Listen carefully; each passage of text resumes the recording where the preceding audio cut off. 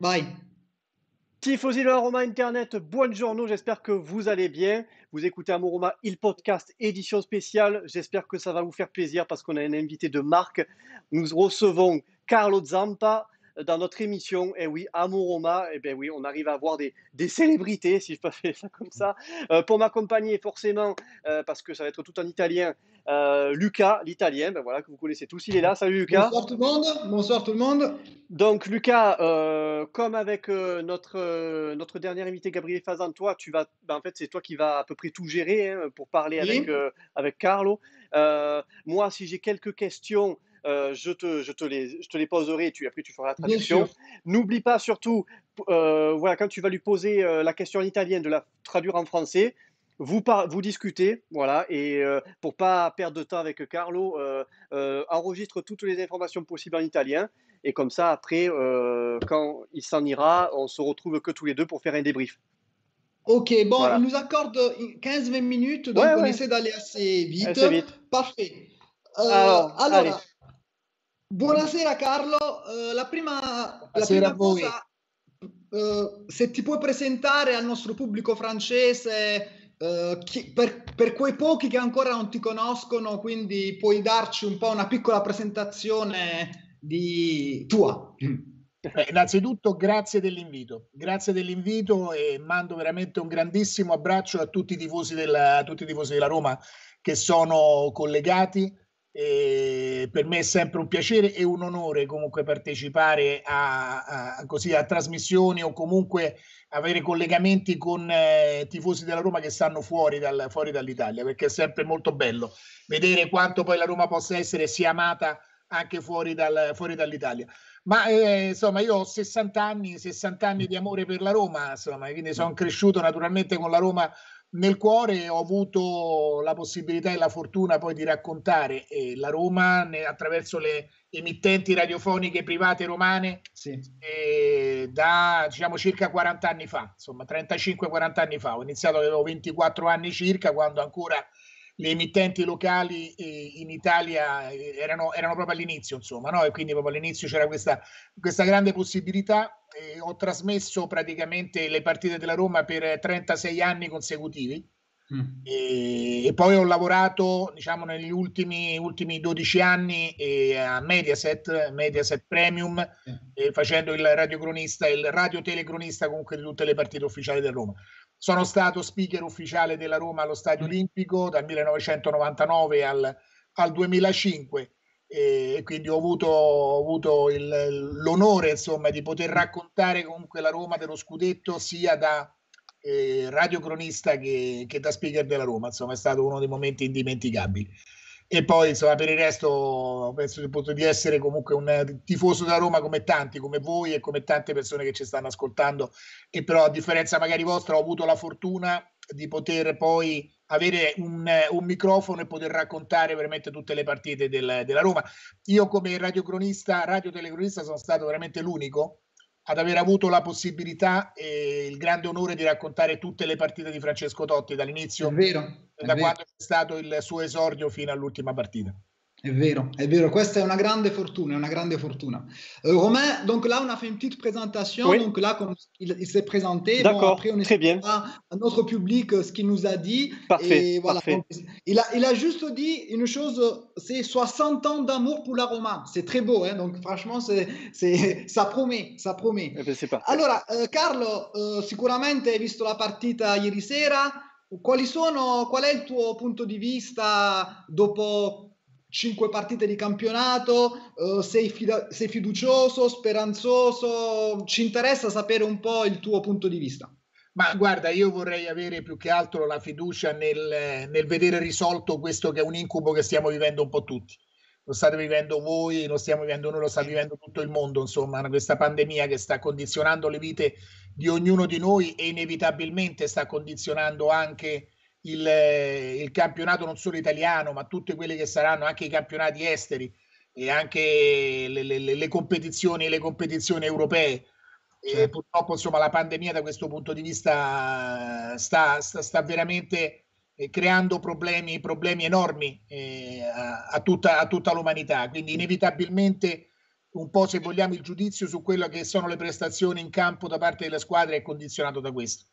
Ieri comunque, al di là di tutto, la Roma l'ho vista bene, è stato, diciamo, luci e ombre, però diciamo più luci che ombre, visto e considerato che siamo riusciti comunque a fermare la squadra che in questo momento era prima in classifica, no? a punteggio pieno, e che ha dato una dimostrazione comunque di reazione importante, perché 3 volte è andata sotto contro il Milan e 3 volte è riuscita comunque a recuperare il risultato, un po' come aveva fatto anche in Europa League nell'esordio che c'è stato nella settimana scorsa contro lo Young Boys, e la stessa cosa aveva fatto anche contro il Benevento, perché era andato sotto di un gol per poi dopo alla fine dilagare. Quindi questo è un elemento sicuramente importante, quindi la capacità di reazione da parte della squadra. Fermo restando che poi ci sono comunque dei vecchi difetti, ieri l'abbiamo comunque rivisti, cioè l'approccio alla partita, l'inizio della partita, sia nel primo che nel secondo tempo si subiscono gol,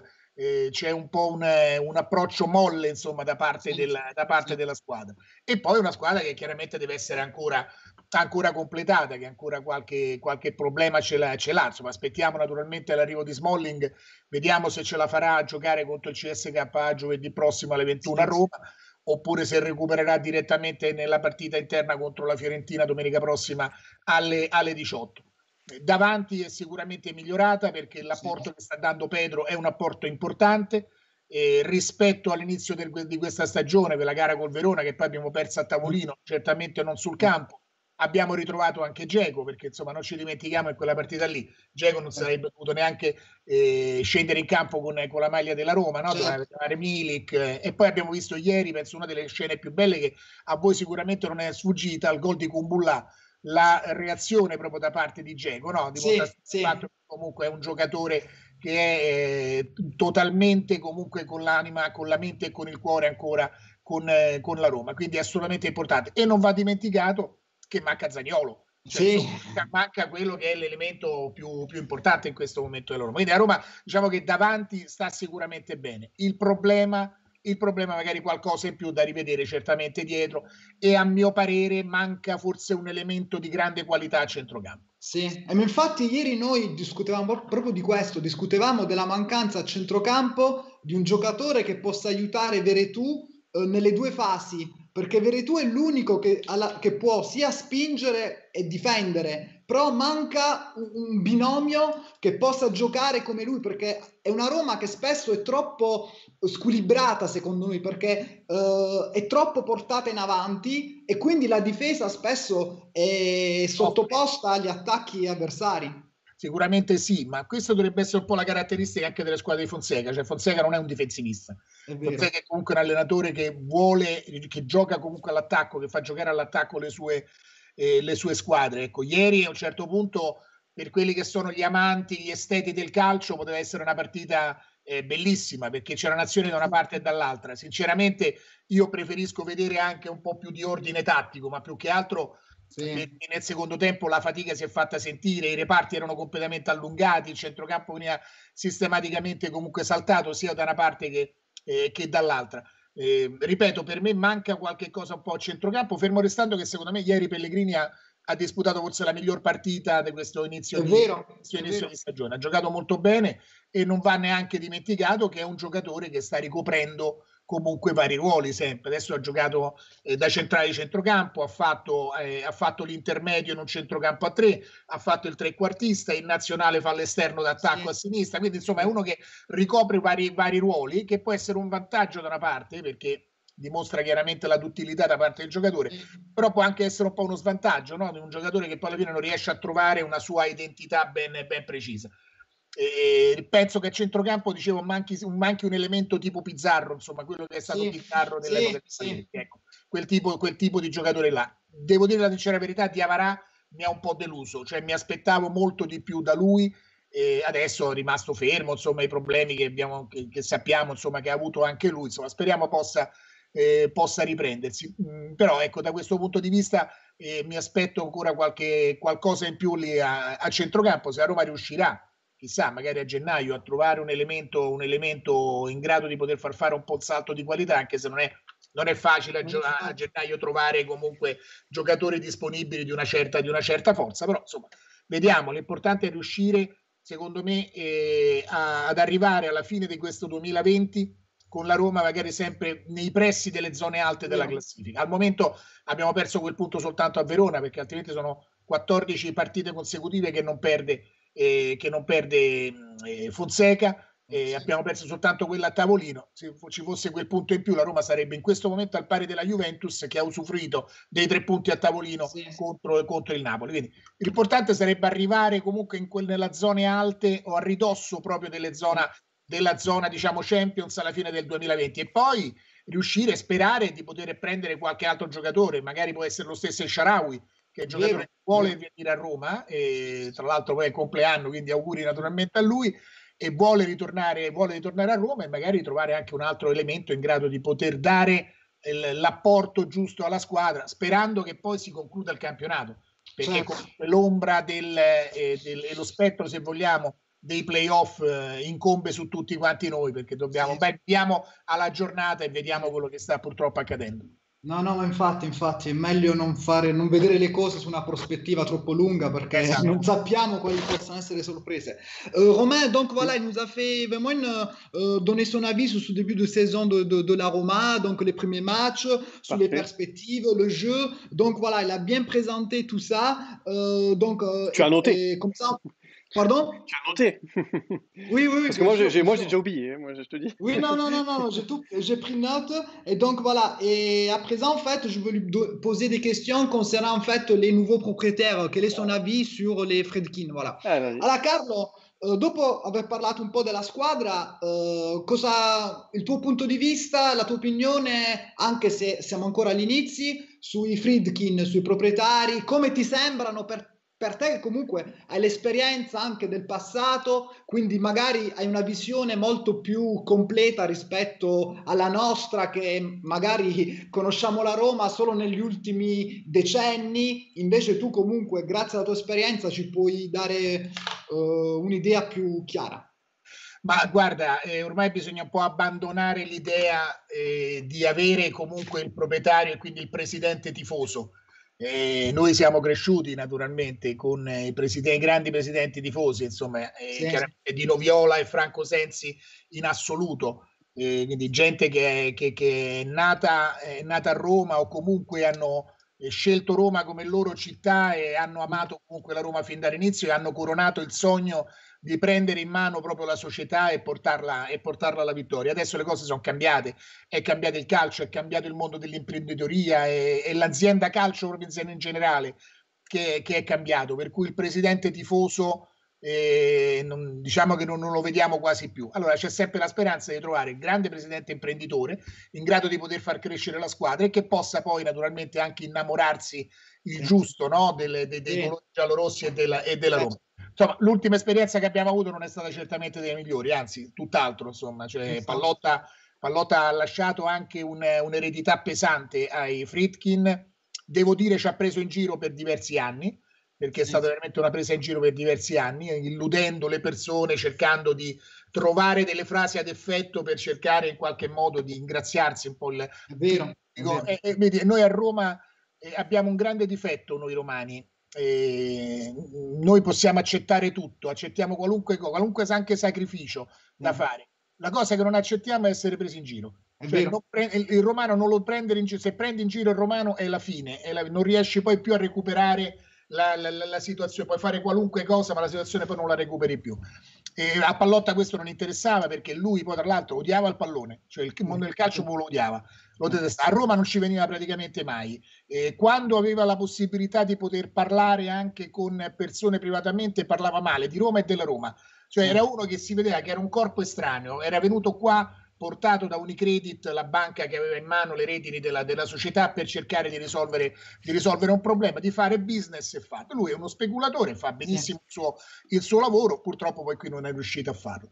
I Friedkin si sono, secondo me, approcciati nella maniera migliore dopo quella che è stata l'esperienza negativa che abbiamo avuto prima. Cioè, non si sono visti, nel senso non si fanno vedere, non si fanno assolutamente sentire, ma sono qui 24 ore su 24 e stanno lavorando per la Roma 24 ore su 24. cioè sono stati più presenti i Friedkin in 2 mesi qui a Roma piuttosto che Pallotta in 8 anni.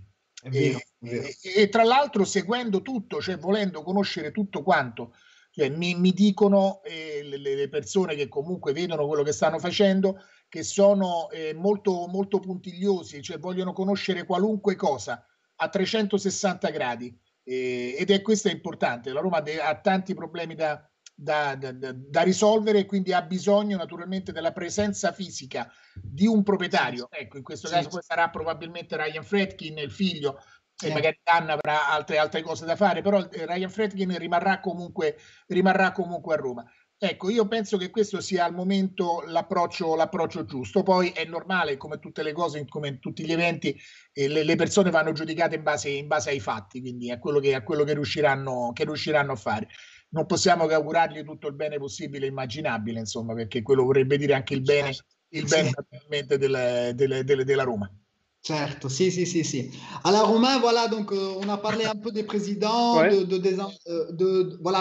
des anciens présidents qui aimaient la Roma, Franco Sensi, Dino Viola. Après, on a une parenthèse sur Pallotta et nous a livré plein de petites perles qu'après on dira à nos auditeurs. Et après, sur Friedkin. Donc voilà, on a fait vraiment un historique des présidents de la Roma. E donc, Carlo, quanti altri minuti ci concedi? Dai, andiamo avanti. Ok, bon, il nous accorde encore des minutes, c'est très bien, Romain. Très bien. Donc, en fait, j'ai envie de lui poser comme question, Romain, un souvenir sur la France par rapport à un match qu'il a vu de la Roma en France ou bien un voyage. Qu'en penses-tu? Je te laisse gérer. Allora Carlo, siccome qui siamo comunque in Francia, qual è un tuo ricordo con la Francia che magari puoi associare o rispetto a una partita della Roma, perché ne seguite tante, quindi pure in terra di Francia sicuramente, oppure anche un viaggio personale o anche un calciatore, un qualcosa che tu associ alla Francia con piacere? Ma guarda, la partita di Lione è stata una delle partite più belle, insomma, che ho visto della Roma e che le ho vissute. Poi quando penso alla Francia non posso non pensare a Vincent Candelà, quindi un giocatore che noi amiamo e che ormai è diventato romano a tutti gli effetti, perché poi è bello sentire Vincent quando parla, no? Che parla un misto francese, romano, italiano, mette un po' tutto, insomma, ha trovato un dialetto tutto quanto. È vero. Un ragazzo straordinario, un ragazzo a cui vogliamo veramente bene, che è rimasto legatissimo naturalmente alla Roma. Insomma, io amo Parigi, penso che sia una delle città più belle in assoluto, insomma, quindi per me la Francia è sicuramente uno dei paesi a cui mi sento più legato, nel senso che comunque quando ho avuto la possibilità comunque ci sono comunque andato. Una mia carissima amica che vive ormai a Parigi da tantissimi anni. E per quello che riguarda lo sport, ti ho detto, ecco, partite come quella di Lione secondo me rimane indelebile nella mente e nel cuore di tutti quanti i tifosi della Roma. Sì, è vero. E io c'ho pure un ricordo, non so, forse era l'ultimo anno del primo Spalletti, anzi il penultimo, la partita contro il Bordeaux. Come no, vero. Che fece un gran gol su punizione Giulio Battista. Una cosa stranissima, insomma. Sì, infatti, sì. Quindi diciamo abbiamo dei bei ricordi di notti europee. Sì. Quindi, Carlo, dopo aver parlato un po' dei presidenti, ovviamente ci hai parlato di Candelà come un giocatore. Inutile farti parlare di Totti perché sappiamo benissimo il tuo amore, la tua passione, le tue lacrime. Io e Romain eravamo presenti alla partita con la tua telecronaca contro il Torino, quindi sappiamo tutto. Quindi Totti, diciamo, è un monumento. Ma c'è qualche altro giocatore, tranne per esempio Totti, De Rossi, a cui tu sei stato affezionato, di cui magari hai anche conservato i contatti, con cui poi si è anche creata un'amicizia nel tempo? Ma guarda, è chiaro che come Francesco, come Totti non c'è avuto più nessuno, nel senso che è stato un coinvolgimento proprio totale a 360 gradi, nel senso che io ho avuto anche la possibilità di poter conoscere la famiglia. Io sono stato la prima persona che ha portato Francesco a fare una trasmissione televisiva quando aveva 18 anni. La prima sua apparizione in televisione fu in una trasmissione dove partecipavo anche io, e io mi ricordo che il giorno andai a prendere a casa, che poi tra l'altro siamo vicinissimi, a me non stavamo perché prima lui abitava, diciamo, nel quartiere San Giovanni dove sono io, e adesso lui sta chiaramente da altre parti, quindi andai a prendere a casa per portarlo poi in televisione. Lì ho avuto il primo contatto anche con la famiglia, che è, se vogliamo, è alla base di quello che poi Francesco è riuscito a costruire negli anni. La fortuna di Francesco, la fortuna di Totti per me è Francesco, cioè Francesco è un ragazzo straordinario che è cresciuto grazie a quello che comunque la famiglia è riuscita a dargli, a insegnargli, ai valori che gli ha trasmesso comunque durante la sua vita, e quello che lui adesso sta facendo, quindi dei successi che lui sta ottenendo è grazie comunque ad una famiglia eccezionale. Purtroppo poi ha perduto il papà pochissimo tempo fa.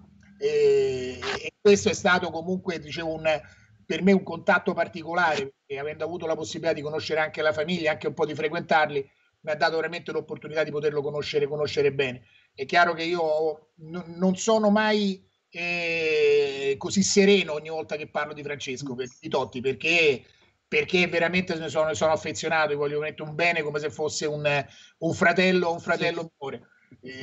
Dopo di lui, ecco, un giocatore come De Rossi, una persona come De Rossi, Daniele è un altro di quei ragazzi con carattere diverso rispetto a Francesco, ma un altro vero, innamorato di Roma, uno vero, sincero, schietto. Io penso che il desiderio di tutti quanti tifosi della Roma sia quello magari un giorno di vedere Daniele De Rossi come allenatore della Roma e Francesco Totti come o presidente o come dirigente, un alto dirigente comunque della Roma, e magari chissà portarci entrambi a godere ancora una volta e a riuscire a ottenere dei risultati e dei trionfi che insomma speriamo noi di poter fare. Poi per il resto ti dico, ho mantenuto contatti ad esempio con giocatori come Simone Perrotta, come Damiano Tomasi, come lo stesso Antonio Cassano, che insomma Cassano purtroppo per la testa che ha, insomma io l'ho sempre detto, perché lui è uno dei più grandi talenti in assoluto del calcio mondiale, però purtroppo non è riuscito a sfruttarlo perché per il carattere, un po' la testa che lui ha, è uno un po' anarchico, insomma, no? Da questo punto di vista è la coppia più bella in assoluto vista sui campi di calcio è stata proprio quella tra Totti e De Rossi. Se tu parli con Francesco Totti e gli chiedi qual è stato il giocatore con cui si è trovato meglio a giocare su un campo di calcio, ti dirà sempre con Antonio Cassano. Certo. Due straordinari esecutori, due straordinari giocatori, insomma. Quindi questi sono comunque i giocatori a cui rimango ancora. Vincent Candelà ogni tanto chiaramente lo vedo, lo sento, Marco Del Vecchio, insomma, Giovanni Cervone, che insomma è una Roma di qualche anno fa, insomma, ecco, con qualche giocatore siamo rimasti comunque ancora in contatto. Certo. E invece come allenatore?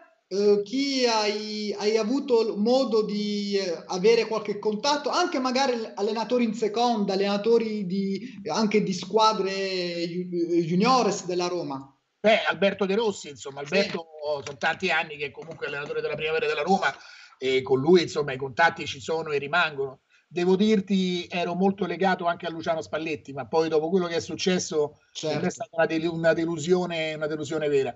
E lui è un grande allenatore, un ottimo allenatore, ha purtroppo secondo me dei limiti caratteriali che un po' in qualche modo limitano proprio quello che può essere il suo rendimento come grande professionista e come grande allenatore, perché lui è un grande comunque allenatore. Poi per il resto diciamo che come allenatori non ho poi tenuto diciamo dei contatti specifici.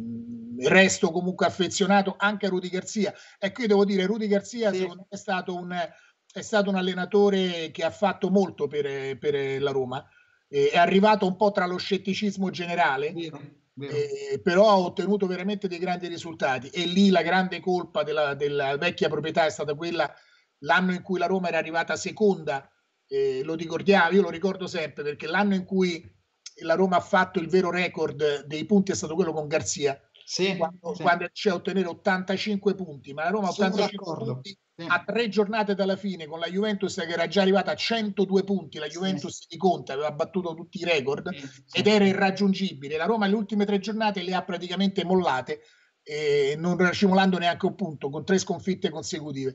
Poi il record di punti adesso ce l'ha Spalletti con 87 punti, Sì. l'ha ottenuta all'ultima giornata, però ripeto, sarebbe bastata una sola vittoria della Roma di Garzia all'epoca e avrebbe ottenuto 88 punti. Quello è stato veramente il grande record che ha fatto la Roma. E ti dicevo, la colpa che secondo me ha avuto la vecchia proprietà, è stata quella di non dare seguito a quella squadra.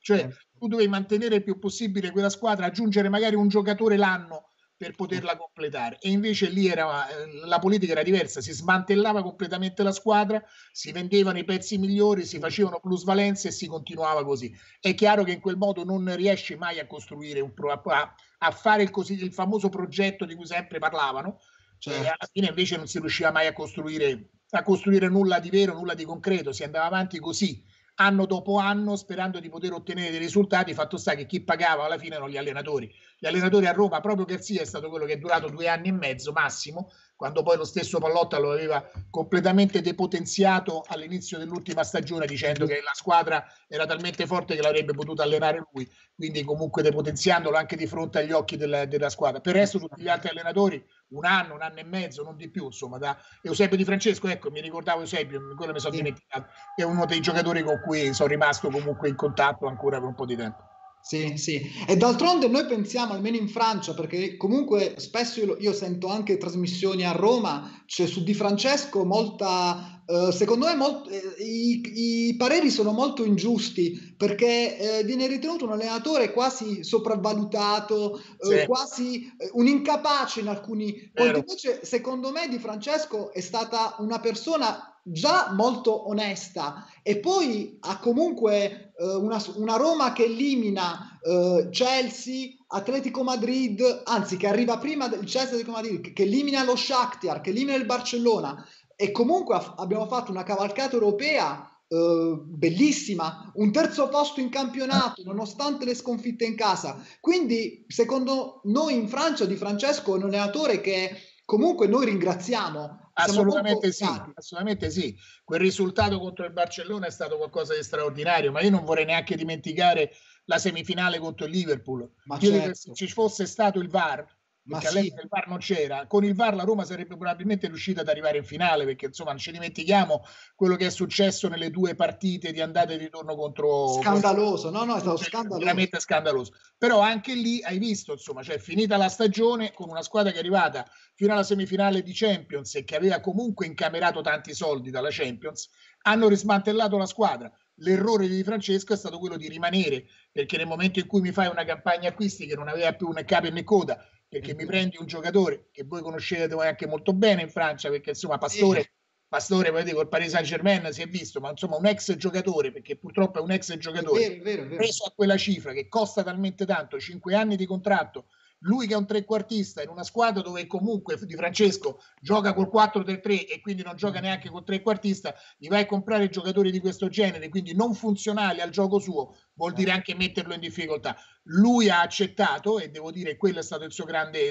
errore, e poi purtroppo la fine era già segnata. Cioè all'inizio della stagione avevamo già tutti la certezza che purtroppo non sarebbe arrivato alla conclusione del campionato. Avrebbe dovuto essere forse più egoista, pensare più a se stesso. Magari lui credeva, restando alla Roma, di poter, per l'affetto che aveva nell'ambiente, penso che forse, diciamo, il suo... Sì, probabilmente è questo, ma poi alla fine ha pagato lui, perché tanto si sapeva perfettamente che la fine sarebbe stata quella. Va bene. Alors, Romain, bon, là, on a fait vraiment, on a beaucoup parlé au niveau des entraîneurs. Franchement, c'est très intéressant ce qu'ils nous sont en train de dire. Donc, j'ai pris note, t'inquiète. Donc, après, on fera un résumé pour nos auditeurs. Donc, est-ce que, on lui pose la dernière question, lo libera? La dernière. Allora, Carlo, l'ultima domanda, veramente ti ringraziamo per la tua disponibilità. Allora, secondo te, questa è anche una mia curiosità, lo ammetto, il tifoso della Roma sta cambiando oppure no? Perché ho l'impressione che la gente diventa troppo, cioè tutto questo affetto non cioè non corrisponde alla realtà. Sì, qualcosa è cambiato, su questo non c'è dubbio, insomma, non parlo dei tempi miei, io ho 60 anni, per cui io andavo veramente allo stadio quando c'era l'abbonamento, una volta c'era la tessera della Junior Club a Roma, e si poteva fare la tessera quando avevi meno di 13 anni, 15 anni, avevi questa tessera che ti dava l'opportunità di poter comprare i biglietti a 500 lire all'epoca per la Curva Sud, ed era comunque un rapporto diverso, era un calcio diverso, era anche un tifo diverso. Adesso le cose sono comunque cambiate. Ora non è detto che tutto quello del passato sia buono oppure tutto quello del futuro sia negativo, però effettivamente molto è cambiato. Come dicevamo prima e parlavamo prima di presidenti che non sono più presidenti tifosi, sono comunque imprenditori. Adesso comunque questa esasperazione del professionismo ha portato anche un po' a un distacco, insomma, quella che almeno noi chiamiamo l'empatia.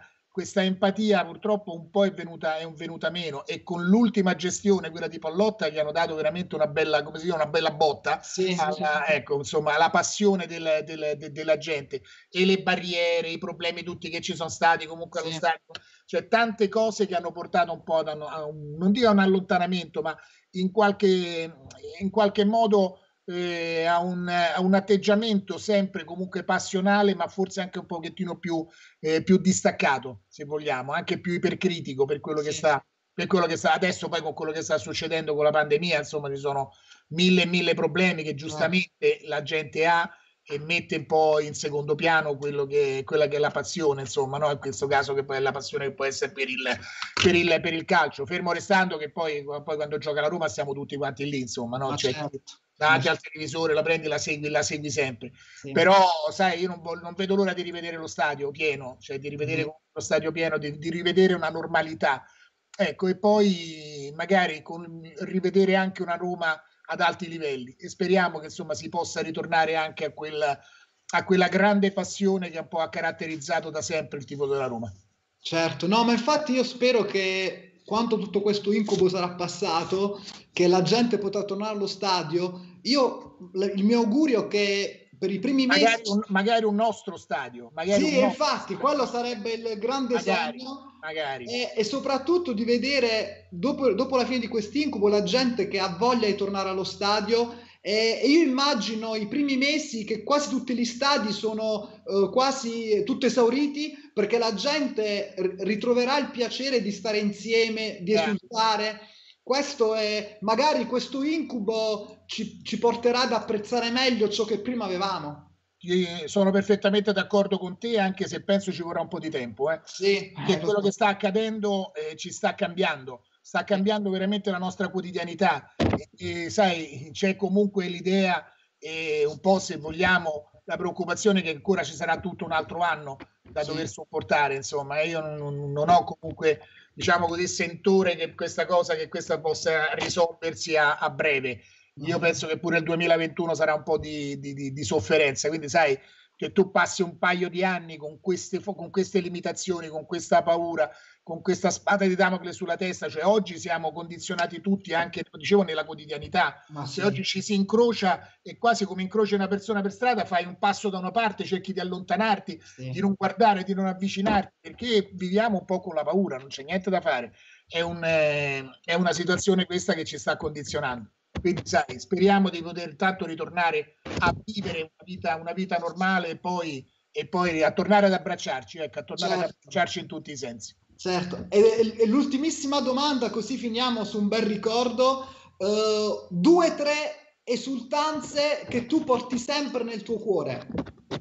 Ma guarda, è chiaro che quelle del giorno dello scudetto di Roma-Parma in assoluto, in assoluto. Poi quella del 3-2 contro il Torino, cioè la doppietta che ha fatto Francesco, dove lì poi sono scoppiato a piangere, perché è stata una sorta di liberazione, insomma, in quel momento.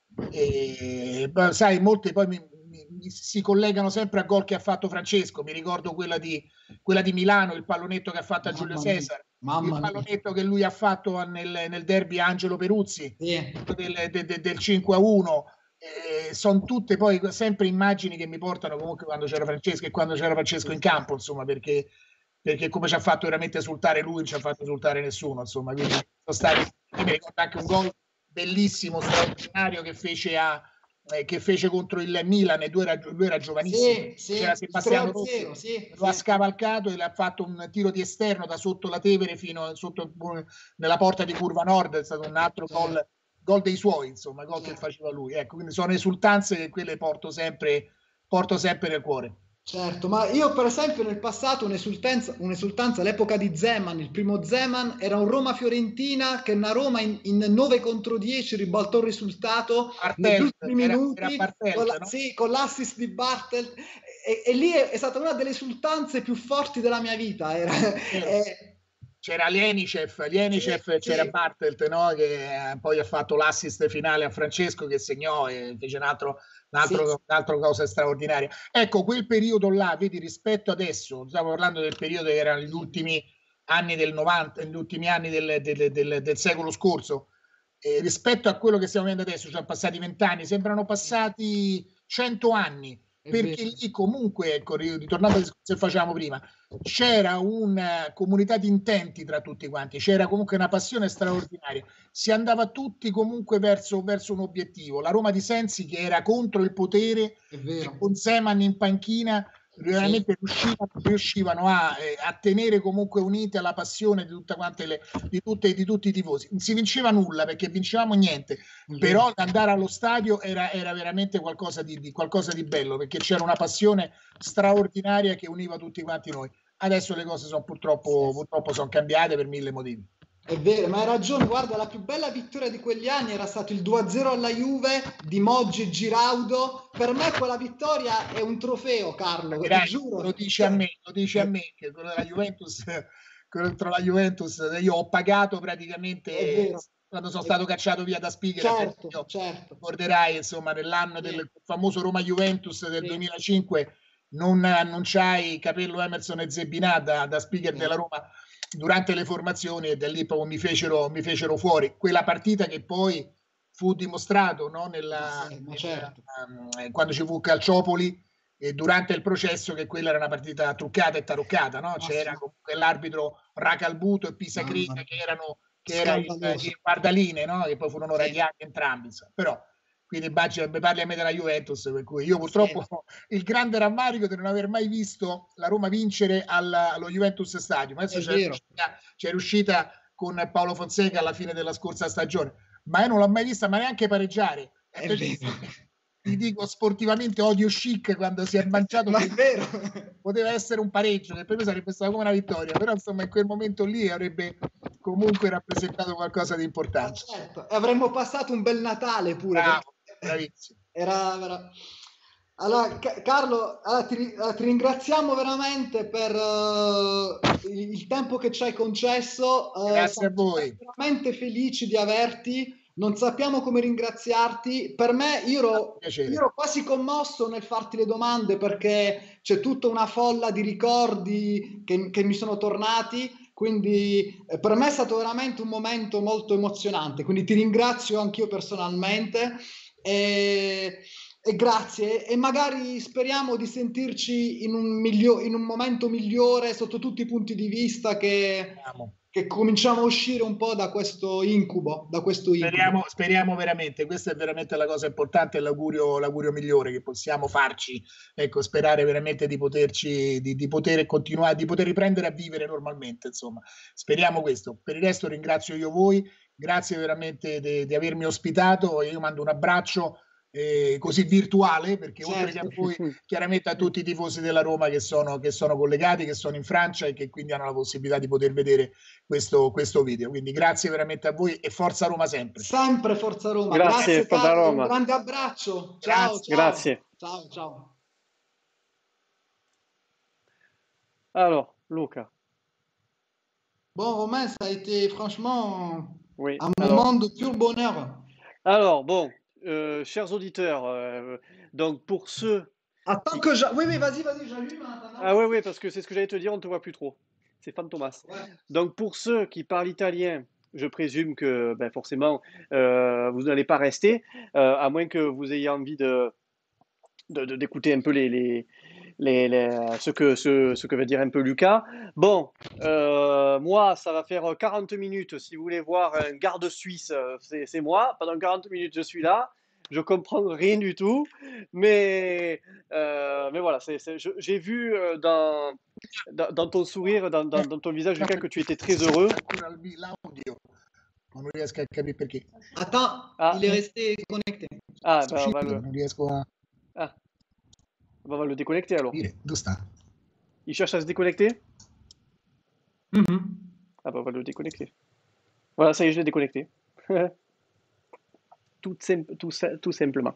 Alors attends de voir un petit peu, Lucas. Je te demande 2 petites secondes parce que j'ai l'impression que j'ai la vidéo qui bug un peu. Tu es toujours là? Oui, oui, je suis là, je suis là. Ok. Voilà. Hop. Ah, ça a l'air d'être revenu. Bon, alors oui, donc je disais, pendant 40 minutes, bon, moi j'étais un garde suisse. Chers auditeurs, voilà, on n'a pas pour la communauté française, donc c'est pour vous.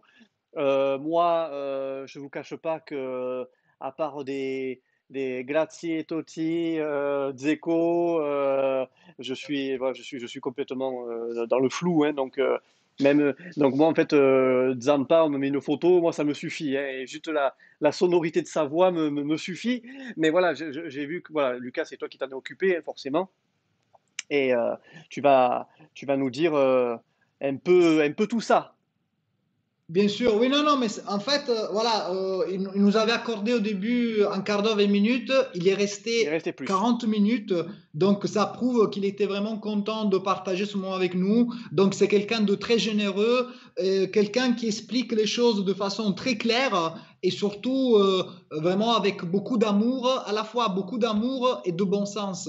Donc franchement, c'est un témoignage rare parce que c'est difficile d'avoir à la fois l'amour et la lucidité. Et donc, et lui, on a passé 40 minutes et franchement, j'ai pas vu le temps passer. Et moi-même, j'étais ému, comme je le dis à la fin, parce que bon, moi, ça Oui, m'a rappelé beaucoup de souvenirs.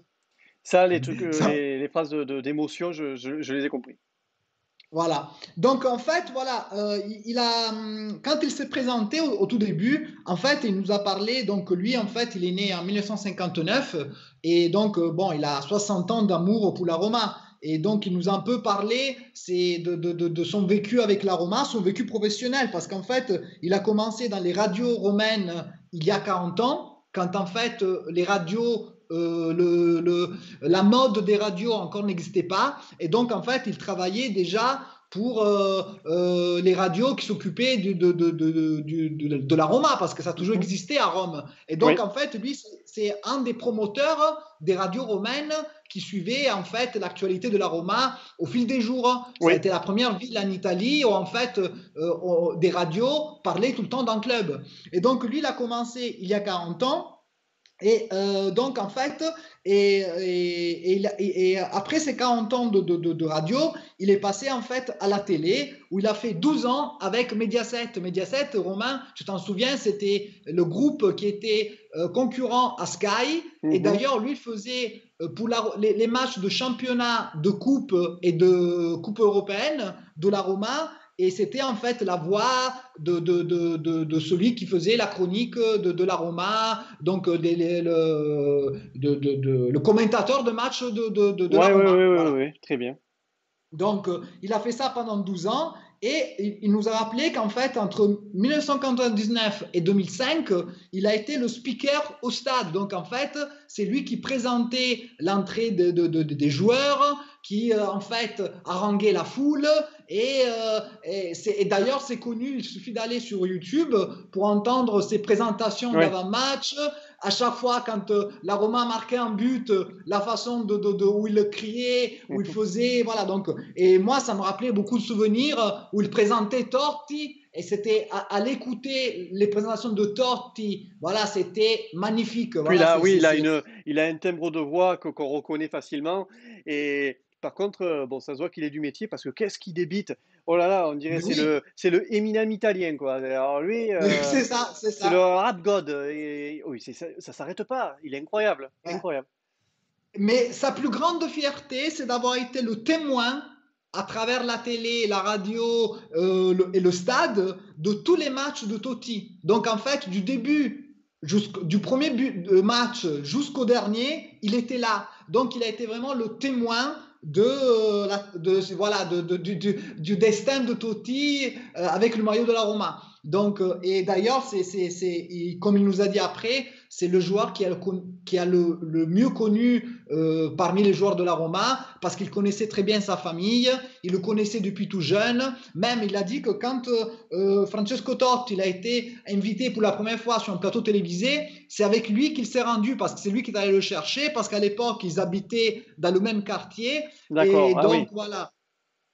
Et donc, c'était vraiment très touchant d'entendre vraiment des anecdotes qui remontent à l'adolescence de Totti, quand il avait 16-17 ans, et de lui qui allait le chercher avec sa voiture pour l'amener sur le plateau de télé. Donc, et surtout, lui, il nous a dit que la grandeur de Totti, c'est de s'appeler Francesco, donc d'être resté un homme simple, entouré par une famille qui lui a donné des valeurs, et donc il est toujours resté tel quel. Et malgré la célébrité et tout ça, il est toujours resté en fait un individu, un homme, un être humain accessible. Et surtout avec beaucoup de valeurs et beaucoup de valeurs humaines. Et ça, c'est grâce aux parents qu'il a eu. D'ailleurs, il rappelait malheureusement le décès du papa de Totti d'il y a quelques jours. Et donc voilà, donc il nous a vraiment brossé un tableau de Totti du point de vue humain très très en fait touchant, quoi. Et lui il a vécu, donc en fait il a vécu en tant que speaker, en tant que Camille, voilà, de tout, voilà, c'est vraiment ça très beau. Et donc du coup il nous a fait vraiment livré des anecdotes très très intéressantes. Et ensuite, après, au fil de l'interview. Alors, est-ce que tu en as une bon, je ne sais pas si tu les as toutes notées, mais tu n'en as pas une petite anecdote qu'il aurait dit? En fait, voilà, c'est au niveau de Totti, voilà, c'était quand il est allé le chercher sur le plateau de télé. Après, par exemple, quand il a beaucoup parlé des parents, on voyait qu'il avait vraiment cette espèce de vécu avec les parents, qu'il les connaissait. Et donc, voilà, c'était vraiment des détails qui te permettaient de comprendre qu'il était là, qu'il était vraiment témoin de la vie d'un grand joueur qui était en plus son ami. Il nous a parlé aussi beaucoup d'autres joueurs comme Candela, Vincent Candela. Il a dit qu'en fait, Vincent Candela, il a, ça aussi c'était sympa, il a une espèce de parler où c'est un mélange de français, romain, d'italien. Donc en fait, il a dit que c'est presque le langage de Candela qui est un mélange de plusieurs langues et qui fait en plus ça donne sa spécificité et qui est devenu en fait un véritable romain parce qu'il est souvent à Rome. D'ailleurs, il travaille pour Roma TV. Donc, du coup, voilà, on le voit participer aux émissions en direct, les après-matchs de la Roma. Oui. Et donc, voilà, donc il nous a. Et j'ai été au restaurant de Candela. Oui, ah oui. Quiro. Oui. Et donc, du coup, voilà, quand il nous a dit qu'en fait, il habitait dans le quartier de San Giovanni, avec lui et Totti, ils habitaient dans le quartier San Giovanni à Rome, donc un quartier quand même centre-ville très populaire. Donc on voit comme Totti était vraiment ancré dans le tissu urbain de la ville. Donc c'était vraiment un enfant de la ville, mais qui était né dans un des quartiers les plus caractéristiques de Rome, quoi. Donc ça aussi, donc ça, le fait d'habiter San Giovanni, ça c'était vraiment très très intéressant de le savoir. Et de même, quand il nous a parlé de la franchise de De Rossi, que c'est vraiment un homme vrai, donc son parler vrai, sa franchise au niveau des sentiments, de l'état d'âme. Donc en fait, on a vraiment eu un témoignage de quelqu'un qui a côtoyé les joueurs, qui était capable de voir même les traits de caractère. Quand il nous a parlé de Cassano, c'était qui a joué avec Totti à l'époque de Capello. Donc c'était quand même cette espèce de joueur un peu fou, mais avec qui Totti s'entendait le mieux, parce que d'ailleurs Totti il a dit que c'est le joueur avec qui il s'amusait le plus sur le terrain. Donc voilà, il nous a livré plein de petits détails concernant des joueurs. Il nous a parlé de Perrotta, di Tommasi, d'un ancien gardien, que moi j'en sais parce que j'étais petit, il s'appelait Cervone, qui était un gardien à 1,95 m, qui n'était pas techniquement parfait, mais bon, qui était quand même un idole des supporters de la Roma. Donc, il nous a vraiment fait un excursus sur une histoire de la Roma il y a 30 ans même. Voilà, parce que Cervone, c'est les années 90. Hein. Donc, c'était vraiment très beau de l'entendre citer, parler des joueurs. Et puis bon, vous avez vu derrière lui, il avait une photo de la Roma où j'ai aperçu Tadei. C'était l'époque de 2006-2007. Donc voilà, on Attention, voit que lui, lui, il est ancré dans 2001, lui. Hein. Il est vraiment cette époque-là mais encore. oui, L'époque du titre. mais ça c'est sûr, ça c'est sûr. Et en revanche, quand après on a parlé un peu de l'actualité de la Roma, Oui. bon après nous avons parlé, ah bon, mais ça tout le monde, le chagrin, l'inquiétude de cette période de Covid. Donc il a dit c'est un véritable cauchemar, mais bon, on partage ce point de vue parce que en Italie, en France, en Europe, partout, c'est quand même chaotique. Et donc en fait, il a dit que par exemple, on est parti du match de hier. Il a Oui. dit, il y a à la fois, il a dit luci et ombre, donc de la lumière, des zones de lumière et des zones d'ombre, mais plus les côtés positifs, c'est ce qu'ils ont le plus en fait qui retient. Donc il est très confiant au niveau des attaquants. Il trouve qu'on a avec Pedro, Dzeko, Mkhitaryan, on a vraiment du point de vue offensif, on est beaucoup plus dangereux. Donc voilà, on a fait des progrès dans ce domaine-là. Mhm. Après, il a apprécié la réaction après les buts du Milan parce que bon, on est quand même revenu 3 fois au score, donc ce qui est quand même, il y a une réaction. En revanche, il n'a pas aimé l'approche au début de chaque mi-temps parce que c'est d'ailleurs là où on a pris les Ah buts. oui, exact. Oui. Donc en fait, La d'après lui, réaction ça, de remise en jeu, quoi. voilà, et en fait, d'après lui, c'était le même. Il avait remarqué ceci déjà contre Benevento et aussi contre les Suisses en Europa League. Donc, voilà, il a dit que la Roma, voilà, ça c'est un point qu'il faut corriger parce que parfois l'entrée en matière est trop molle. Ouais, Voilà. c'est un vieux Donc, diesel, quoi, la Roma. oui, donc ça, C'est mais il est chauffé. quand même, voilà, il est quand même, voilà, il est un peu fasciné par le jeu offensif de Fonseca, même s'il a dit que lui, il préférait que l'équipe soit un peu plus stable du point de vue tactique, parce que Mhm. d'après lui, en fait, au milieu de terrain, il manque un véritable meneur de jeu. Comme c'était Pizarro il y a quelques années, il a dit qu'il a été un peu déçu par Diawara, mais en revanche, qu'il voit que Pellegrini, il fait beaucoup de progrès. Le problème avec Pellegrini, qu'en fait, il joue pas à son véritable poste, et entre l'équipe d'Italie et la Roma, à chaque fois, Ah ben, il y a un on le monde, met, voilà, et surtout, on le met à chaque fois à un poste différent. un poste Donc, différent. Ouais.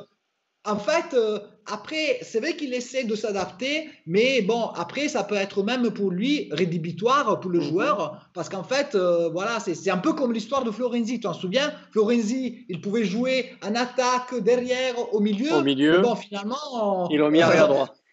voilà, non, mais finalement, après, il était bon nulle part, quoi. Voilà, C'est limite comme s'il allait jouer au cage, c'est pareil, c'est Florenzi. Ouais.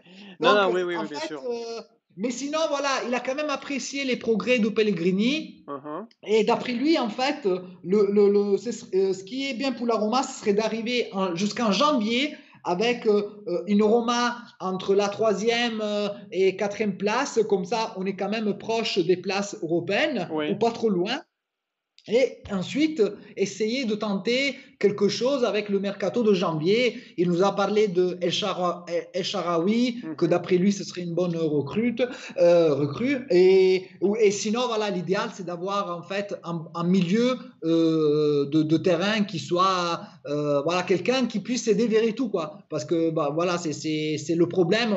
On a discuté même nous lors de nos analyses d'après-match. Voilà, on le voit que la Roma au milieu, souvent Verretou, il est tout seul, quoi. Donc il est Ben, pas trop aidé. en fait, ça serait Pellegrini qui serait le créateur, du coup. Et oui, mais bon, mais je te Mais dis, ça manque. Pellegrini, En fait, c'est soit et Pastore, bon, ben voilà, ou alors Pellegrini. Mais Pellegrini à ce poste, il faut qu'il pour qu'il revienne à ce poste, quoi, de créateur de 10. C'est ça Pellegrini, à ce qu'on attend un oui, peu. oui. Et peut-être Zaniolo en 10. Oui, voilà, bon, après, il a rappelé que voilà, on a quand même l'absence de Eh Zaniolo. Là, oui, ça fait 2 ans qu'on ne peut pas compter sur lui. Donc, c'est un des plus grands, pour lui, des plus grands regrets, quoi. Parce que, en fait, la Roma n'a jamais pu compter sur son véritable potentiel. Mais regarde, nous, on se le disait. Imagine une Roma avec Dzeko, Pedro et Zaniolo. Attends, c'est une Roma qui fait peur. Donc, voilà. Et nous, malheureusement, pour l'instant, tout ça, on peut seulement le rêver. On ne peut pas le voir. Donc voilà, il est conscient de tout ça, mais voilà, il est plus optimiste que pessimiste. Voilà, ça c'est pour le début de saison et il est content de l'attaque, voilà, et de la capacité de la Roma à réagir après un but encaissé. Donc ça, indépendamment des lacunes sur le côté droit de la défense, sur le milieu, voilà, il a dit luci ed ombre, mais les zones d'ombre sont moins nombreuses que les zones de lumière, quoi. Voilà, si on peut utiliser cette métaphore. très bien, très bien, très bien. Voilà. Il a parlé de Et Dzeko, peut-être que Dzeko. à la de Dzeko, en fait, à un certain moment, il a dit qu'il a apprécié son attitude à Milan.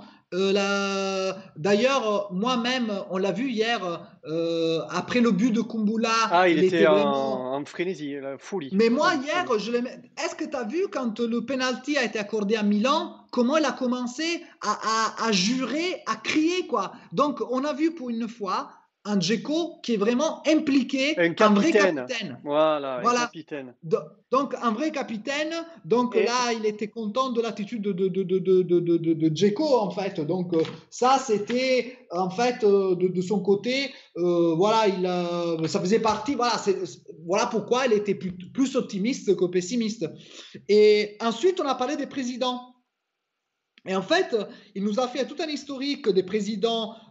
Il a commencé par les présidents supporters, les présidents tifosi, comme Franco Sensi, Dino Viola. Donc en fait, c'était des propriétaires qui aimaient le club. Sensi, il était romain, il a toujours été supporter de la Roma. Je vous rappelle que le père de Sensi, c'était un des fondateurs de la Roma. Donc là, c'était une époque où les présidents propriétaires aimer la Roma. Donc en fait, il y avait cette espèce de passion. Le problème, et d'ailleurs il a été très très critique sur Pallotta, c'est qu'en fait Pallotta, lui, il lui reproche deux choses. C'est d'abord d'avoir laissé le club à la merci des dettes. Voilà. Donc lui, c'est déjà ça, les dettes. Et surtout, il a traité Pallotta de menteur, de quelqu'un. oh, oui, Oui, ah, il a c'est dit dur. que Pallotta, allora, je le cite, allora, ci ha preso in giro. Prendere in giro, ça veut dire, il s'est moqué de nous, il nous a roulé dans la farine. Donc, en fait, d'après lui, Pallotta, il a défini un corps étranger à la ville. Donc, quelqu'un qui n'était pas impliqué, quelqu'un qui ne venait jamais à Rome, quelqu'un qui a utilisé la Roma plutôt pour comme Business, quoi. il a dit uno speculatore, Ah, quelqu'un qui essayait spéculateur. Ouais, de voilà, spéculer, de de gagner de faire des l'argent dessus, de bénéfices, faire sur l'argent. voilà. Ouf, Et ouf, surtout, ça tire à balles réelles, là. Ouh là là. ouais, non, mais surtout, il a dit, voilà, lui, il n'a pas aimé le fait que parfois, il lance des phrases pour essayer Noyer le d'embobiner poisson. un peu, voilà, ou bien d'embobiner les supporters, et finalement, après, par ses actes, il a fait l'inverse.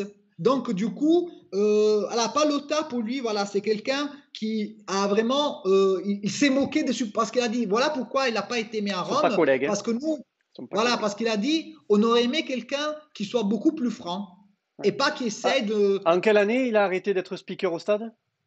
2005? Alors, il a arrêté en 2005 Ah, et comme enfin. il nous a expliqué, en fait, c'est parce que c'est à cette époque-là, après il y a eu Calciopoli, il y a eu tout le scandale qui d'ailleurs a porté à la Juve à être rétrogradée, deux championnats qui n'ont pas été attribués.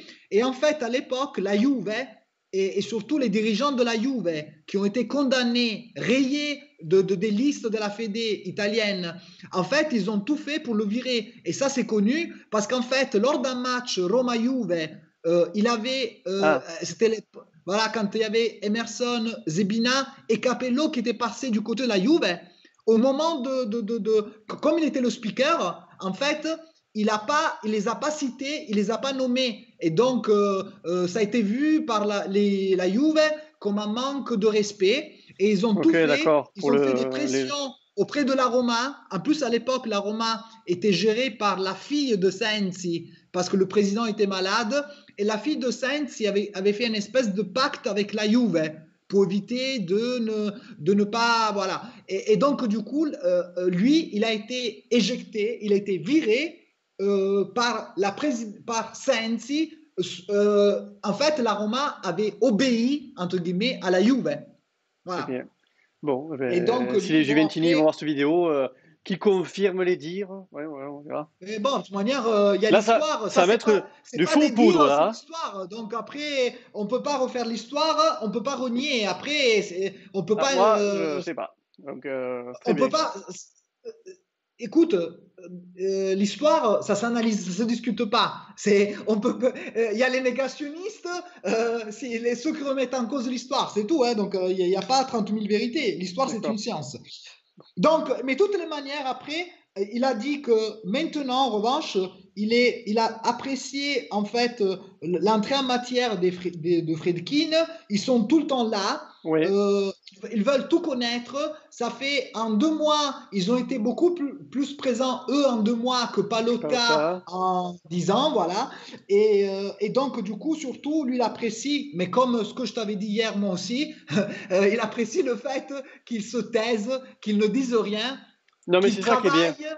C'est ça qui est bien. Le silence, c'est la... En fait, il travaille sans parler, mais c'est la meilleure des choses. Ouais. Donc, et surtout, lui, il pense qu'il est confiant parce qu'il les voit quand même toujours présents. Il voit que Dan et Ryan, ils sont toujours là, et que Ryan, en plus, il a l'intention de rester à Rome une fois que son père, ça va peut-être repartir aux États-Unis. Donc, voilà, il y a cette proximité avec l'équipe. Ils veulent tout connaître. Tout en détail, et donc ça prouve qu'ils ont quand même l'envie de bien faire. Donc ça, c'est très bien. Et après, en fait, parce qu'en fait, on est passé de Pallotta avec ses tweets presque une fois par semaine, où il parlait tout le temps, voilà. Donc lui, il préfère le silence au mensonge. Voilà, ça voilà. Il a été vraiment sur Pallotta. Voilà, sur Pallotta, voilà, il a traité vraiment de menteur. Ah oui, il n'aime pas, quoi. En fait, presque d'un boniteur, quoi. Tu vois, quelqu'un qui... bonimenteur, tu sais, un bonimenteur. Ok. Pallotta, c'était un bonimenteur. D'accord, un bonimenteur. Oh. Et ensuite, je vais poser une question par rapport à lui, son vécu avec la France, soit avec un voyage qu'il a fait en France, soit avec des matchs contre une équipe française de la Roma. Bon, alors, il a dit que lui, il a toujours aimé la France. Dès qu'il peut, il fait un voyage ici, dans ce pays. Il aime la capitale, Paris, mais bon, ça, beaucoup d'Italiens aiment Paris. Donc, c'est une belle ville. Donc, en plus, pour les Italiens, Paris, sachez que c'est la ville romantique. Pour les voyages romantiques, un Italien vient à Paris. Comme les Français vont à Venise, voilà, les Italiens vont à Paris. Et sinon, voilà, il a dit qu'un de ses plus beaux souvenirs, c'est le match contre Lyon de 2007, où la Roma, en fait, élimine le Grand Lyon, qui était un Lyon quand même, où il y avait, c'était Lyon où il y avait des Joninho, joueurs français. Tu te rappelles, il y avait Réveillère, Malouda, il y avait le gardien qui était coupé. En fait, voilà, c'était. Ah oui, c'était le Grand Lyon. C'était le Grand Lyon. C'était le Grand Lyon qui, en plus, était donné favori pour ce match contre la Roma. Donc, et là, c'est sûr que là c'est vrai que la Roma avait fait. C'était un peu la surprise de cette huitième de finale où la Roma était venue à Lyon et avait gagné 2-0. Donc, il a ce grand souvenir du match contre Lyon. Moi, après, je lui ai rappelé un autre match dont moi je garde un bon souvenir, c'était le contre Bordeaux de 2008, voilà, où la Roma avait gagné 3-1. Ouais. Donc voilà, c'était un autre souvenir de Ligue des Champions. Et sinon, après, lui, il a dit que lui, quand, bon, ça va de soi, Quand il pense à la France, il pense à Vincent Candela, parce que bon, voilà, et donc pour lui, il associe la France vraiment à des choses qui lui sympathiques. Voilà, il a vraiment parlé en termes positifs de la France, des voyages en France, de Candela. Voilà, donc ça, c'était son vécu par rapport à la France, parce que bon, moi, je voulais savoir un peu dans sa tête, étant donné que nous sommes une communauté francophone, un peu ce qu'il en pensait Bien sûr. quand... Voilà, Mais voilà. il a Donc, eu des mots très élogieux et gentils à la fin, hein. Bon, j'ai pas tout compris, mais j'ai à peu près voilà, compris. J'ai pas tout compris, mais voilà, j'ai compris. Et après, donc, je lui ai posé la question, parce que moi, j'avais fait une parenthèse. D'abord, je dis, bon, mis à part Totti, parce qu'on connaît tous, voilà, ton histoire et Totti, ton vécu, est-ce qu'il y a d'autres joueurs dont tu gardes un souvenir et surtout avec qui tu es resté un peu en contact, quoi, parce que bon, c'est quand même quelqu'un qui était un Oui, professionnel bien sûr, oui, bien sûr, il a des et qui contacts. était en plus apprécié. Parce que non seulement parce qu'il aime la Roma, mais parce qu'il a toujours été, c'est un véritable journaliste. Hein. Donc en fait, un journaliste, c'est quand même quelqu'un qui a une capacité analytique et tout ça. Donc il est même reconnu par certains joueurs de la Roma. Et d'ailleurs, bon, il nous a cité, mis à part Totti, De Rossi, Perotta, donc Perotta, Tomasi, voilà, donc bon, Thomas c'était un des cadres de l'équipe championne d'Italie et qui jusqu'à l'époque de Capello, en fait, Thomas, jusqu'en 2006-2007, il a été titulaire de la Roma. Thomas, il a été pendant 10 ans presque à la Roma et c'était vraiment un joueur cadre. Et c'est un des joueurs qui est le plus capé dans l'histoire du club. Oui. Il nous a Tomasi parlé qui est président maintenant de la. il était le président euh, du syndicat des joueurs Merci, syndicat des professionnels. joueurs. Voilà. Pourquoi Mais il y est là, plus? Il est plus. non, Ah, il a voilà. laissé. Voilà, il est arrivé à la fin de son mandat, D'accord. donc voilà. Et après, voilà, il nous a cité, comme je t'ai dit tout à l'heure, Cassano, Cervone, voilà. Et sinon, comme entraîneur, il m'a dit qu'en fait, au niveau des entraîneurs, il est resté, il a un bon contact, un bon feeling avec le père de Rossi, qui est Alberto? Alberto De Rossi, qui est en fait depuis, je crois, depuis 20 ans bientôt, l'entraîneur de la Primavera. Et donc Alberto De Rossi le connaît très bien. Et il a dit que, alors, ça aussi c'est très intéressant. Alors Luciano Spalletti, c'était l'entraîneur avec qui, alors lui, il a été déçu par Spalletti. Tu sais l'histoire, l'affaire Totti, la façon dont Spalletti s'est conduit avec le capitaine et tout ça. Mais Spalletti, en fait, lui, il apprécie comme entraîneur, mais voilà, après, il a été déçu Par par l'homme. le Spalletti homme. Homme. Voilà. Ok. Et donc, c'était quelqu'un que lui, il aimait beaucoup. Mais bon, après l'affaire Totti, mais comme même moi, hein, moi pareil, moi, Spalletti, après ce qu'il a fait avec à Totti et surtout tous les accords qu'il avait pris en cachette avec l'Inter quand la Roma voulait qu'il signe. Donc la façon dont il s'est servi du club et de Totti, alors moi aussi ça a été une déception humaine, mais je confirme en fait, bon c'était un grand entraîneur, mais après malheureusement lui aussi l'a changé. Donc écoute, lui aussi donc il avait cette déception pour Spalletti dont il a quand même des bons souvenirs parce que bon Spalletti, on le rappelle, c'est avec lui qu'on a emporté les derniers trophées. Donc voilà, après, on a tous un peu de gratitude malgré la déception. Voilà, et donc lui. Ah, et après, voilà, on a parlé de deux entraîneurs. Oui. Donc, lui, il était vraiment, il a été très élogieux au sujet de Rudy Garcia, parce qu'en fait, il nous a dit que d'après lui, le vrai record de points de la Roma, c'est avec Rudy Garcia plutôt qu'avec Spalletti, parce qu'en fait, il nous a rappelé la saison où la Roma, la saison des 10 victoires d'affilée, Ouais. où on a joué contre la Juve de Conte qui a fini à 102 points. En Et il a dit c'est 2013, vraiment dommage. 2013-2014. Voilà, il a dit c'est vraiment dommage que la Roma, les 3 derniers matchs, avait en fait fait 0 points, quoi. Parce que c'était vraiment, avec une victoire, ça aurait été la Ouais. saison. Voilà, et pour lui, c'est. Comme en 2009. C'est 2008 ou Oui, comme 2009? en 2000. En 2010, je me souviens. Non, c'est 2010. Non, après, 2010. le record de... Oui, mais le record de points, après, a été fait par Ah oui, Spalletti. le record de points, oui. Voilà. Mais lui, en fait, voilà, il estime que le vrai record et que la saison pour lui, qui a été vraiment pour lui extraordinaire, c'était avec Rudy Garcia, qui en fait, qui avait pris une équipe, on s'en souvient, après la défaite en coupe contre Lazio, tout ça. Totalement Voilà. paumé, quoi. Et d'ailleurs, lui, Perdu.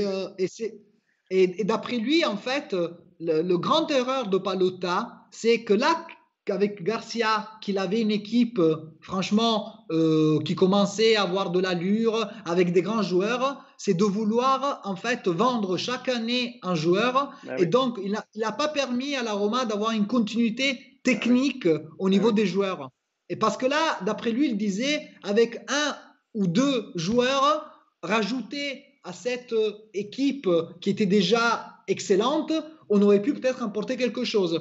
Et d'ailleurs, il a dit que la troisième année de Rudy Garcia, par le président, il avait été complètement abandonné. Il avait perdu tout crédit auprès de ses joueurs. Et donc, ce qui explique en fait l'échec de Rudy Garcia à la fin dans sa troisième année. Mais bon, nous, quand on passe à Rudy Garcia, on a 2 deuxièmes places et après une troisième année où il a été limogé, mais à un certain moment de la saison, il était premier. Donc, pour moi, pareil, moi, je partage son avis. Rudy Garcia, c'était un bon entraîneur. Mais dommage que Rudy Garcia n'était pas en Ligue des Champions ou en Europa League la première saison où il est arrivé, parce qu'il avait vraiment une équipe du feu de Dieu et ça aurait pu aller très loin. C'est sûr, c'est sûr. Et voilà. Et après, on a parlé de Di Francesco, parce qu'en fait, moi, je l'ai dit que, à mon avis, Di Francesco, il était souvent un peu sous-estimé comme entraîneur, parce que quelqu'un qui nous permet d'arriver en demi-finale de Ligue des Champions, on élimine le Barça, Shakhtar, on arrive premier dans un groupe avec Atletico, Chelsea, on bat Chelsea, voilà, c'était quand même une année extraordinaire. Donc, on finit troisième. Et donc, lui, voilà, il était d'accord. Donc, Di Francesco, d'ailleurs, il a dit que lui, il appréciait déjà comme joueur. Il faisait partie des joueurs qu'il a toujours appréciés et avec qui il était toujours même dans un rapport d'amitié. Et surtout, il a dit le problème, c'est qu'on lui a il a dit démanteler l'équipe. Donc, du coup, après la demi-finale, où il nous rappelle qu'on a été volé par Liverpool, parce que s'il y avait la VAR dans ce match-là, à l'aller, le retour ne serait pas passé comme ça s'est produit après. Donc, du coup, un match où on a eu donc on n'a pas été chanceux du point de vue de l'arbitrage. En plus, à la fin d'une saison extraordinaire, on fait partir plein de joueurs. On prend des joueurs qui n'étaient pas du tout, pas qui n'étaient pas bons, mais qui n'étaient pas adaptés au schéma tactique de Di Francesco, parce qu'il a dit, quand on prend Pastore et tu sais que Di Francesco il fait le 4-3-3, c'est que voilà, on veut le mettre en difficulté. Parce qu'on ne peut pas prendre un trequartista quand tu veux jouer à 4-3-3. Donc, du coup, d'après lui, l'erreur de Di Francesco, c'est de ne pas avoir démissionné avant le début de la saison d'il y a 2 ans, quoi. Donc, mais moi, je l'ai dit, bon, peut-être c'était un excès d'amour de Di Francesco, parce que, je veux dire, c'est plus, il n'a pas voulu être égoïste, voilà, il a pensé qu'il pouvait, donc, et finalement, voilà, on était plus ou moins d'accord sur ce jugement positif de Di Francesco, qui souvent dans les radios romaines est décrié. Moi, parfois, on le traite comme presque un amateur, comme quelqu'un qui, franchement, pour moi, Di Francesco, c'était déjà une personne franche. Il était un entraîneur, certes, c'est pas le top manager au monde, mais il était crédible et avec lui, franchement, on a fait une belle aventure européenne. C'est la seule, à ma souvenance, aventure de la Roma dans l'histoire récente, quoi. Et au niveau de Fonseca, il en a parlé un peu? De Fonseca, voilà, au début, il avait dit que le jeu de Fonseca, c'est un jeu très offensif, et il a dit que lui, il espère que la Roma, grâce au mercato de janvier, il arrivera en fait à faire une équipe un peu plus équilibrée. Voilà. il est conscient que, en fait, bon, aussi, n'oublions pas que la Roma a eu des difficultés dans le mercato parce qu'il n'avait pas d'état sportif. Donc, du coup, il est quand même conscient voilà, de tout ça. Mais sur Rudy Garcia, voilà, pardon, sur Fonseca, voilà, là, comme il était optimiste concernant le début de la saison, il était aussi concernant, voilà, non seulement les joueurs, mais même l'entraîneur. Hein, donc, il n'a rien dit de négatif sur Fonseca. Voilà. Il a dit, je préférais que l'équipe soit un peu plus équilibrée. Mais bon, mais ça, nous aussi, voilà, on le voit, on le sait, quoi. Donc, et après, moi, je lui ai parlé vers la fin. On a parlé, en fait, je lui ai posé une question. Je lui ai dit si les supporters ont changé avec le temps. Parce qu'en fait, j'ai remarqué que les supporters, souvent, ils sont hyper critiques vis-à-vis de la Roma. Tous les gens qui se remplissent la bouche, j'aime la Roma, j'aime. Après, c'est les premiers qui sont toujours mécontents. Si on gagne, si on gagne pas avec la manière, ils commencent tout le temps à chercher la petite bête. Donc, voilà. Les supporters exigeants, voilà, exigeants. Voilà, donc, et bon, d'après lui, il est d'accord avec le fait qu'aujourd'hui, il y a de moins de passion. D'ailleurs, vers la fin, on s'est rappelé de la période fin années 90, début années 2000, où en fait, les supporters, le club, ils étaient tous soudés parce qu'en fait, il y avait cette espèce d'ambition de lutter contre le pouvoir. Donc, tu vois, de lutter contre le pouvoir de la Juve, contre le pouvoir de la Fédé. Donc, d'ailleurs, on a rappelé certaines victoires de la Roma de l'époque contre la Juve, qui était quand même la Juve qui représentait le pouvoir en place. Et en fait, lui, il regrette cette espèce d'engouement, d'unité qu'il y avait par le passé. Et donc aujourd'hui, en fait, les supporters ils sont un peu éloignés du club, mais aussi à cause de tout ce qui s'est passé pendant la période de Pallotta. Bon, tu connais les barrières au stade. Après, c'est sûr que le fait d'avoir un président que l'on n'aime pas, ça aide pas à fédérer les supporters. Et donc, il a dit que tout ce côté empathie, ça s'est un peu perdu donc voilà qu'il n'y a plus cette espèce d'union d'objectifs et de passion, voilà, parce qu'en fait la société aussi a changé. Oui, bien sûr, on est de la consommation, tout ça, on est plus dans l'exigence, les choses, il faut que ça aille vite. Bon, il y a forcément moins de passion, moins d'amour comme à l'ancienne. C'est voilà, tu t'achètes un truc, tu le jettes. Voilà, c'est une société de consommation. Les mœurs ont évolué, donc du coup, oui, j'imagine qu'avant, il y avait plus d'amour. On le voit bien que les personnes âgées vont toujours au stade. Voilà, Mais Romain, c'est vrai, avant le stade à Rome, il était tout le temps plein. La Roma jouait souvent à guichet fermé. Et pas seulement les années où elle gagnait des titres, même les années où, en fait... C'était plus familial. C'était plus voilà, on a cité l'époque de Zeman, mais des années 90. C'était entre 97 et 99. Le stade était plein et pourtant la Roma arrivait 5e, 6e, mais il y avait vraiment cette espèce de... Mais c'est à partir de quand que ça a commencé un peu...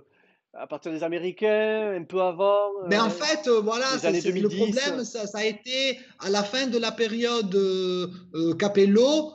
Quand on est entre Capello et Spalletti, déjà on avait moins de monde. Après, les gens sont revenus quand la Roma a joué le titre contre l'Inter, donc tout ça. Et après, en fait, on le voit très bien. Le début de la Roma américaine, ça a été malheureusement la fin d'une époque. La fin d'une époque. Et on a eu peut-être un retour de flamme l'année de la demi-finale. Époque dont je fais partie. Voilà, ça a été ça, mais sinon c'est vrai, souviens-toi quand on regardait les matchs où la Roma jouait sans le virage parce qu'il y avait la grève des supporters, tu t'en souviens? Oui, je me souviens. Et ça, c'était l'époque de Spalletti où on avait quand même une excellente équipe. On avait Salah, on avait... la grève, la fameuse grève. Voilà, donc il y a eu la grève des supporters, donc en fait, voilà, c'est sûr que depuis quelques années, ça manque, cette espèce d'engouement. Mis à part Roma-Barcelone, voilà, on n'a pas d'autres moments auxquels s'accrocher, quoi. Après, des petits matchs comme ça en Coupe d'Italie, ouais, ou alors les victoires contre la Lazio. Mais bon, c'est plus le même engouement qu'avant, C'est plus le j'imagine. même engouement, voilà, c'est ça. Donc c'est vrai qu'il y avait par le passé, il y avait cette espèce, lui il appelait ça cette comunità d'intenti, cette communion de perspectives, de buts, d'objectifs, quoi. Donc c'était vraiment, et ça manque. Bon, et le souhait, c'est que peut-être une fois que le cauchemar du Covid sera passé, que peut-être les gens, il a dit, peut-être un jour on aura notre stade. Ouais. Donc imagine la Roma dans son stade après le Covid, les gens qui retrouvent l'envie d'être derrière l'équipe parce que Pallotta n'est plus là, on a peut-être des perspectives beaucoup plus optimistes. Donc peut-être un stade, on jouera tout le temps à guichet fermé. Imagine au début, parce que je pense que à mon avis, quand le Covid sera passé, les gens auront envie de revivre certains moments. Bien sûr. Donc, on va peut-être apprécier des choses qu'avant on avait, mais dont on ne s'en rendait pas compte de l'importance de la valeur.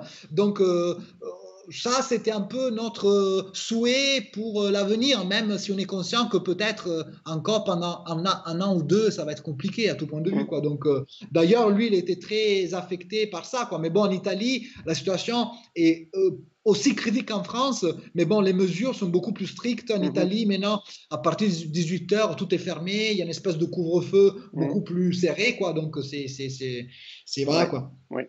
Et après, en fait, je lui ai posé la question pour en fait nous quitter, nous dire au revoir sur quand même une touche positive dans le souvenir. En fait, comme lui c'était un speaker, un commentateur radio, télé, quelle a été, moi je dis, l'esultanza, sa plus grande joie, les joies dont il se souvient, le cri, vraiment, tu sais, comme quand toi et moi on regarde le match, que moi je crie, voilà. Et en fait, lui, il a dit, bon, en premier, c'était le jour du titre en 2001. Donc voilà, ça c'est resté dans sa tête. Ça, parce qu'en plus, voilà, c'était voilà, mais aussi parce que voilà, il était beaucoup plus jeune, donc c'était une époque de sa vie. Tu sais, c'est normal. On a tous vis-à-vis du passé quelque chose. On le rend encore plus beau que ce qu'il est, quoi. Donc, mais bon, c'est sûr. En plus, c'était le dernier titre à la Roma et on ne sait pas quand est-ce qu'on va en gagner un autre. Oui. Donc voilà. Après, il nous a dit. À la deuxième place, il a mis le jeu du doublé de Totti contre Torino. Tu t'en souviens? À l'époque de Spalletti, quand Totti rentre et il renverse le match, on l'avait vu ensemble, tu t'en souviens, c'était que lui, là, il s'est mis à pleurer. Ben, il y a eu au moins 2-3, alors je n'ai pas les matchs en tête, mais il y en a eu au moins 2-3 où Totti rentre et puis débloque la situation. Oui, non, mais celui-là, il a été extraordinaire. Mais celui-là était extraordinaire pour lui. Il rentre à 5 minutes avant la fin, la Roma qui était menée, lui rentre, il égalise tout de suite, oui. Et 2 minutes plus tard, le penalty, et lui-même, et si tu regardes les images sur YouTube, lui, il pleure. Pendant le commentaire du match, il se met à pleurer, Zampa. Je veux dire, il était beaucoup plus ému ce jour-là que le jeu du titre. Mais d'ailleurs, pour moi, c'était un des souvenirs même les plus beaux de Totti, quoi. Tu te rappelles, on était tous bouche bée, on était exceptionnel. Et après, il a rappelé certains buts de Totti contre l'Inter. Tu sais, quand il avait fait ce fameux but. D'ailleurs, hier, on fêtait les 15 ans de l'anniversaire de ce but à Julio César de l'Inter, quand il dribble 4 joueurs de l'Inter et il lobe. Donc ça, c'était... Après, il nous rappelait certains buts dans les derbies, ou bien il se souvenait d'un des buts de Totti au tout début de sa carrière contre Milan en 96, où il fait un lob du côté de 30 mètres, donc sur le gardien de Milan. Donc en fait, voilà, il nous a vraiment raconté, il nous a fait une espèce de pot pourri de ces moments de joie. Voilà. Et c'était beau parce qu'en fait, moi, après, je mélangeais certains de mes souvenirs et lui aussi, voilà, il se souvenait de ces moments-là. Donc, en fait, ce qui est beau avec lui, que tu peux partager des souvenirs et voilà, quoi. Moi, c'était vraiment très, très, très touchant. Ça t'a ému? Ah oui, oui, non, Ah non, mais ben, c'était tant mieux, vraiment. je suis vraiment content que tu sois. Tu as le sourire de toute manière, je l'ai vu. Ah oui, oui, non, non, non, mais Bon, c'était. Merci de ce moi cas. c'est un peu plus compliqué parce que voilà, je parle pas italien, donc forcément Non, non, mais c'est grâce à je suis en toi, chien de c'est toi. faïence. Ben, c'est surtout aussi grâce à toute la communauté qui nous donne la force de faire les vues, qui nous donne de l'importance et du coup, ben, plus tu as de l'importance, plus tu es crédible et plus tu peux faire venir des gens comme ça. Euh, donc C'est sûr. euh, donc voilà, c'est surtout pour vous l'offrir à vous, Zampa, et puis pour te l'offrir à toi, parce que moi, au final, je suis un peu en chien de faïence dans la vidéo, mais, mais c'est pas grave, et je suis super content d'avoir un résumé de ce qu'il a dit. Voilà, donc là, c'est par rapport aux notes que j'ai prises. Voilà, donc en fait, là, je vous Voilà. ai fait un peu un résumé de cet entretien fleuve avec le grand Carlo Zampa, qui était Voilà. vraiment, voilà, vraiment un individu touchant. Et Voilà, il a pas, c'était quand je lui ai dit, vous voulez, tu sais, on lui a envoyé le message pour savoir s'il voulait venir, il a dit oui, il a même pas cherché à comprendre. tout de suite. Et, C'est, Mais sachez que Zampa, c'est vraiment quelqu'un, voilà, il est vraiment très connu à Rome, donc c'est vraiment une référence. Et même pour qu'il soit invité à une radio ou à une émission, voilà, c'est pas évident. Il dit pas oui à tout le monde, hein. Donc, franchement, on est vraiment fiers de l'avoir eu. Bon, voilà. lui, il a dit que il veut, vis-à-vis des supporters de la Roma qui sont déjà à l'extérieur de Rome et même dans un autre pays, pour lui, c'est un honneur en fait de parler avec des gens qui aiment la Roma de loin. De loin. Parce qu'en fait, voilà, parce que bon, quand on est romain, c'est facile, supporter romain. Bon, après, de l'être depuis un autre Ouais. pays, voilà tout ça. Donc, il était vraiment content de pouvoir partager son amour de la Roma avec la communauté francophone, quoi. Donc, Voilà. Il a c'est pour partagé ça. ça avec Mais nous. Il a partagé ça avec nous et on l'a partagé avec vous aussi, chers auditeurs. Et moi, je suis très content. c'est ça, c'est ça, c'est Voilà. ça. Ben, alors Lucas, c'est bon, t'as terminé? Oui, j'ai terminé. J'ai Eh ben, terminé. écoutez, ça va faire une heure et demie. Bon ben, voilà, ceux qui parlent italien, ils ont dû déjà quitter. Ceux qui parlent pas italien et qui ont eu besoin de ta traduction, ben, merci à vous d'être restés. La vidéo est longue, mais bon, sinon, je mettrai quand même le lien sur YouTube pour au pire aller vous faire sauter l'interview de Zampa, même si c'était important de voir sa tête et de l'entendre parler. Mais oui, mais oui, c'est Mais voilà, important, c'est important. donc voilà, enfin, vous faites comme vous voulez, voilà. Et moi, je suis très D'autant content qu'il et parlait en italien, après, je ne sais pas, c'était vraiment un italien pur, correct, il n'avait pas d'accent, il n'a pas employé un jargon romain, donc en fait, c'était un italien vraiment, les gens qui parlent italien, ils le comprennent sans ah ben voilà, problème, parce que voilà, il sans était vraiment problème. clair, lucide, parfait, quoi. Eh ben parfait, Lucas. En tout cas, merci beaucoup de ta présence qui était indispensable et merci d'avoir pris toutes ces notes. Et je suis très content pour toi que tu aies pu parler avec Zampa. Mais merci à toi pour le cadeau que tu m'as fait. Et je suis content aussi, chers auditeurs, de vous offrir cette vidéo, même si moi je n'ai servi à rien, mais c'est pas grave. Ah, c'est Euh, pas. Toi, je t'es suis le je marionnettiste. suis la Toi, technique. t'es derrière. En fait, sans toi, Romain, sans toi, tout ça n'existerait Ah, pas. Donc, en fait, non, pas moi, c'est tout le t'es le monde. mec. Et moi, Voilà, quoi. Donc, t'es bah, l'homme de voilà. la situation. Voilà, l'homme qui valait 3 milliards. Bon, ben, merci Lucas, et puis on a terminé tard. Merci Lucas, vraiment merci beaucoup. Chers auditeurs, merci d'avoir vu cette vidéo. Lâchez un petit pouce, voilà, en principe je ne demande pas, mais là ça fait toujours plaisir. Et puis écoutez, on se donne rendez-vous jeudi pour l'Europa League. Voilà, et je vous souhaite à tous une très bonne soirée et à très vite. Merci beaucoup. Ciao, ciao. Merci. Forza Roma. Forza Roma sempre.